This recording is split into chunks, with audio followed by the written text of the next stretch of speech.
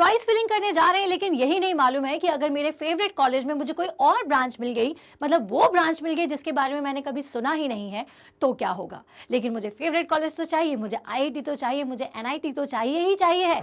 तो बच्चों, आज का ये जो वीडियो, इसमें मैं आपको यही बताने वाली हूं कि what are the different engineering colleges जो कि आप अपने चॉइस फिलिंग के समय ध्यान रख सकते हो, क्योंकि इन कॉलेजेस में अगर आपने इन ब्रांचेस को चुना तो इसके फ्यूचर स्कोप क्या क्या है ये आपको पता होना चाहिए। तो चलिए शुरुआत करते हैं आज के इस वीडियो की, जिसमें हम बताने वाले हैं डिफरेंट इंजीनियरिंग ब्रांचेस के बारे में, जो डेफिनेटली आपके चॉइस फिलिंग में, जोसा काउंसलिंग में बहुत ज्यादा इंपॉर्टेंट होने वाली है।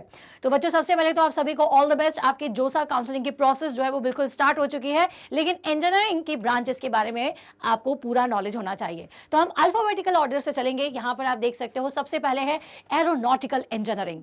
एरोनॉटिकल इंजीनियरिंग के पास aerospace, artificial intelligence, automobile, biotechnology engineering, industrial, marine, mechanical, mechatronic and biomedical engineering, ये सारी इंजीनियरिंग ऐसी इंजीनियरिंग्स हैं जिनका ज्यादातर अब्रॉड में ज़्यादा यूज़ है। ओके, इनके जो आपको यूजेस हैं वो इंडिया में थोड़े कम मिलेंगे, लेकिन इसमें यहाँ पर बायोटेक्नोलॉजी, मैकेनिकल, मरीन इंजीनियरिंग का आजकल बहुत ज़्यादा बोलबाला है। तो अभी थोड़ा सा थाम लीजिए दिल को, मैं आपको बताऊंगी कि इंडिया में कौन कौन सी ब्रांचेस आप लेंगे तो ज़्यादा बेनिफिशियल आपके लिए रहेंगी। लेकिन यहाँ पर क्योंकि पूरी ओवरऑल इंजीनियरिंग ब्रांचेस के बारे में मैं बात कर रही हूँ, तो वो मैं आपको बताते चल रही हूँ, ठीक है ना।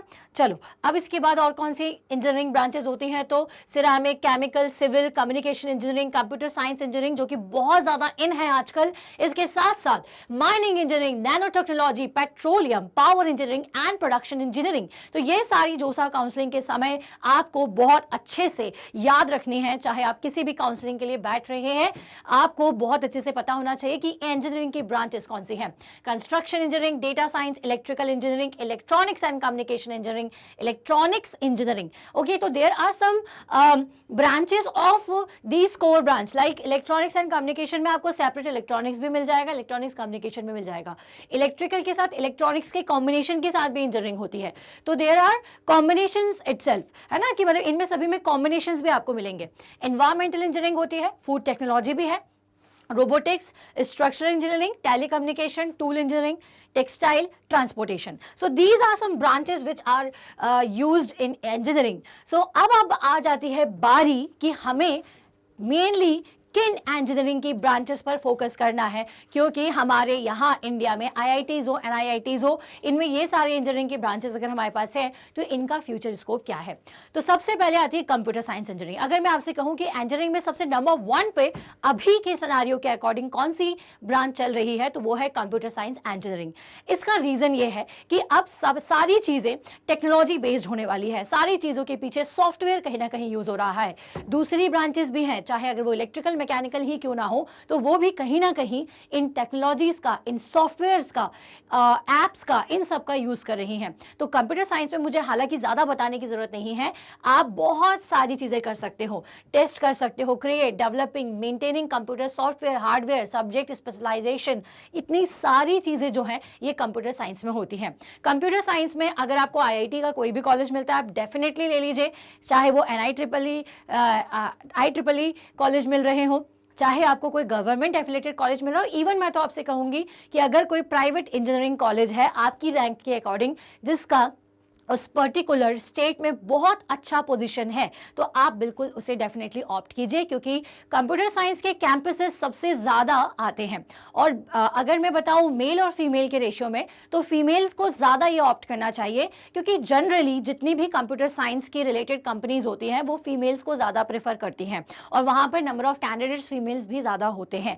बाकी ब्रांचेज में कहीं ना कहीं एक रेशियो फीमेल का कम हो जाता है, क्योंकि ऐसे ऐसे प्लेसेस पर हमें कई बार फीमेल्स को भेजना होता है जहां पर लड़कियां नहीं जाती। तो इसीलिए अगर आप मेरी बात सुन रहे हैं, आप गर्ल कैंडिडेट है, तो आपको डेफिनेटली कंप्यूटर साइंस या उससे रिलेटेड को ब्रांचेस जितने भी हैं उन्हें ही ऑप्ट करना चाहिए। तो यहाँ पर आपको कौन कौन सा स्किल, अगर आपका फेवरेट है कि आपको कोडिंग करने में बड़ा मजा आता है, आपको ऐप से रिलेटेड या डिजिटल मार्केटिंग या डिजिटल फील्ड से रिलेटेड या हार्डवेयर से रिलेटेड, इंफॉर्मेशन टेक्नोलॉजी से रिलेटेड, इन सारी चीज़ों में इंटरेस्ट है, तो आप डेफिनेटली कंप्यूटर साइंस में जाइए। लेकिन अगर आपने बचपन से ही कंप्यूटर से रिलेटेड चीज़ों को जैसे C++, जावा, पाइथन, ये सारी चीज़ें आपको कहीं ना कहीं डिफिकल्ट लगती है तो डोंट गो विद दैट, है ना। बहुत सारे ऑप्शंस हैं, क्या है चलिए बताती हूँ। अब नेक्स्ट ब्रांच जो आ जाती है वो है मैकेनिकल इंजीनियरिंग। मैकेनिकल इंजीनियरिंग जो है वो हैवी इलेक्ट्रिकल मशीन्स पर, जो कि कंप्यूटर एडेड डिज़ाइन टेक्नोलॉजी पर भी बेस्ड होने लगी है आजकल, उन पर बेस्ड ब्रांच है। मतलब आपको इसमें heavy electrical engineering, heavy electrical तो नहीं, हैवी मैकेनिकल मशीन्स के बारे में पढ़ना होता है।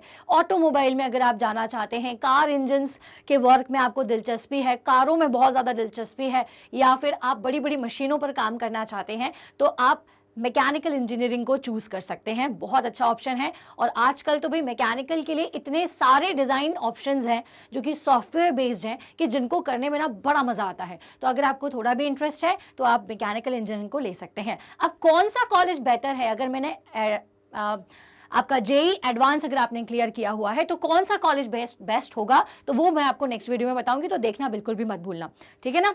चलो अब आगे चलते हैं, फटाफट से इस वीडियो को आगे बढ़ाएंगे। केमिकल इंजीनियरिंग के बारे में बता दूं तो chemical engineering use their scientific and mathematical knowledge to improve chemical processing system and equipments. मतलब जितने भी केमिकल प्रोसेसेस होती हैं उससे रिलेटेड इक्विपमेंट्स होते हैं, उन सारी इंफॉर्मेशन के लिए केमिकल इंजीनियरिंग की जाती है। तो अगर आपको सॉल्यूशन से प्यार है, रिसर्च आप बहुत अच्छे से करना चाहते हो, सॉल्यूशंस के साथ आपको खेलना पसंद है, तो आप डेफिनेटली केमिकल इंजीनियरिंग में जा सकते हैं।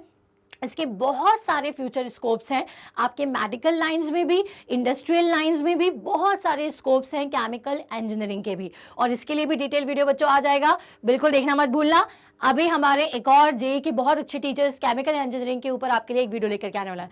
पर्सनली मैं बताऊं तो आई एम इलेक्ट्रिकल इंजीनियर, सो मैं आपको इलेक्ट्रिकल से रिलेटेड एक बहुत बढ़िया वीडियो आपके सामने लेकर के आऊंगी कि what are the future scope of electrical electronics engineering as well as EC, that means electronic communication engineering, okay ना।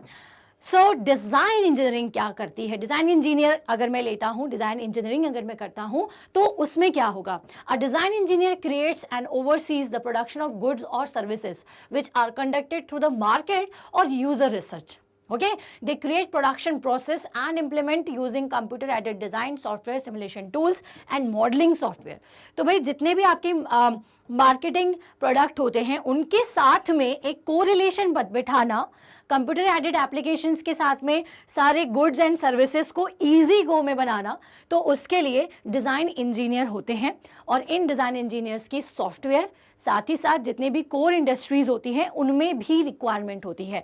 तो अगर आपको डिज़ाइन में इंटरेस्ट है तो आप बिल्कुल डिज़ाइन इंजीनियरिंग कर सकते हैं। नाउ नेक्स्ट हम आ जाते हैं एरोस्पेस और एरोनॉटिकल इंजीनियरिंग। दोनों ही सेम है, जैसे इलेक्ट्रिकल और इलेक्ट्रिकल इलेक्ट्रॉनिक्स इंजीनियरिंग लगभग सेम है, वैसे ही एरोस्पेस और एरोनॉटिकल इंजीनियरिंग सेम है, थोड़े बहुत सब्जेक्ट का डिफरेंस आ जाता है। Aerospace engineering create, test, repair and enhance commercial, military and spacecraft, aircraft. जितने भी स्पेस क्राफ्ट होते हैं, एयरक्राफ्ट होते हैं जो कि जनरल यूज़ में और एयर आपके मिलिट्री पर्पस के लिए यूज़ किए जाते हैं, उनके मेंटेनेंस के लिए, उनके सही वर्किंग के लिए आप एरोनॉटिकल इंजीनियरिंग करते हैं। Aeronautical engineer specialized in aeroplanes, where is the astronautical engineer specialized in spaceships, है ना। एस्ट्रो और एरो दोनों के बारे में बताया हुआ है, समझ में आ रहा हो। एस्ट्रोनॉटिकल इंजीनियरिंग मतलब कि स्पेस से रिलेटेड, स्पेस जेट्स वगैरह से रिलेटेड सारी चीज़ें।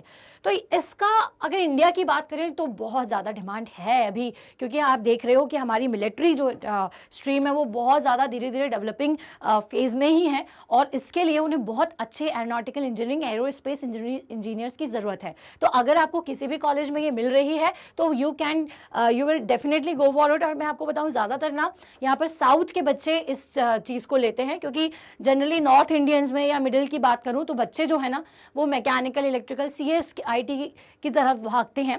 इन ब्रांचेस के बारे में कोई नहीं सोचता, बल्कि यहाँ पर स्कोप बहुत अच्छा है। लेकिन अगेन अगर आपका इंटरेस्ट है तो, अगर इंटरेस्ट नहीं है तो आप इसे बिल्कुल भी ऑप्ट ना करें। चलिए अब आ जाते हैं हमारी नेक्स्ट ब्रांच पे, जो कि है इलेक्ट्रिकल इंजीनियरिंग की ब्रांच। तो इलेक्ट्रिकल इंजीनियर जो है वो टेस्ट करता है, डेवलप करता है, डिज़ाइन करता है इलेक्ट्रिकल डिवाइसेस को, इक्विपमेंट्स को।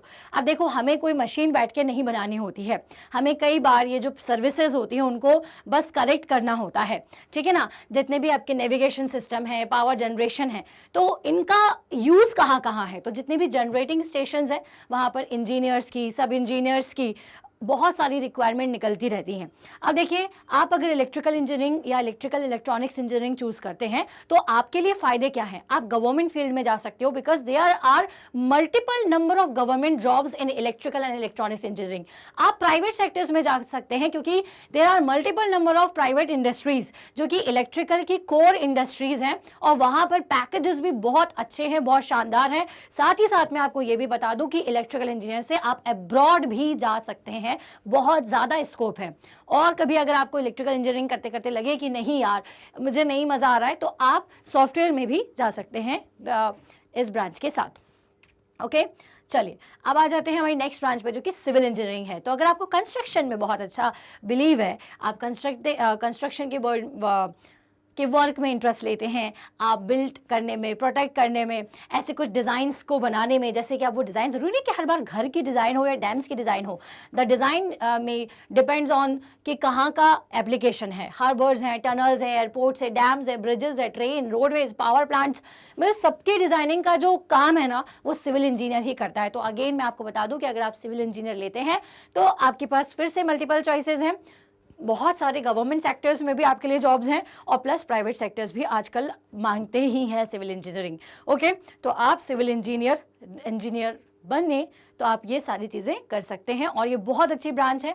अभी मैं आपको जितनी भी ऐसे इस टेबल में आपको जितनी भी ब्रांचेस बता रही हूँ वो सारी इंपॉर्टेंट ब्रांचेस हैं जिनके बारे में हम डिस्कस कर रहे हैं। आ जाइए अब नेक्स्ट ब्रांच पर, जो कि है आपकी, भाई कौन सी ब्रांच आ रही है हमारी नेक्स्ट। तो नेक्स्ट आ रही है कंप्यूटर साइंस इंजीनियरिंग। तो भाई अभी मैंने इसके बारे में डिस्कस किया, ये अलग से इसलिए डिस्कस कर रही हूँ क्योंकि अगेन बहुत अच्छी ब्रांच है। कहाँ कहाँ ड्यूटीज़ हो सकती हैं, software developer, testing engineering, IT software, IT technical content developer, IT coordinator, application developer, मतलब मल्टीपल स्ट्रीम्स हैं सीएस में भी, है ना। अब ऐसा नहीं है कि इसका गवर्नमेंट सेक्टर में कोई रूल नहीं है, इसका भी गवर्नमेंट सेक्टर में यूज़ है। मैकेनिकल इंजीनियरिंग के बारे में हम थोड़ा डिस्कस कर ही चुके हैं, इलेक्ट्रिकल के बारे में भी हमने यहाँ पर डिस्कस किया हुआ है, सिविल इंजीनियरिंग के बारे में भी हम यहाँ पर सारी ब्रांचेस के बारे में एक बार मैं फिर से आपको डिस्कस कर लेती हूँ, ठीक है। चलो, तो आई होप ये जो जितनी भी मैं अभी आपको दिखा रही हूँ चीज़ें, आप इनका स्क्रीनशॉट ले लें तो आपको ज़्यादा बेहतर समझ में आएगा।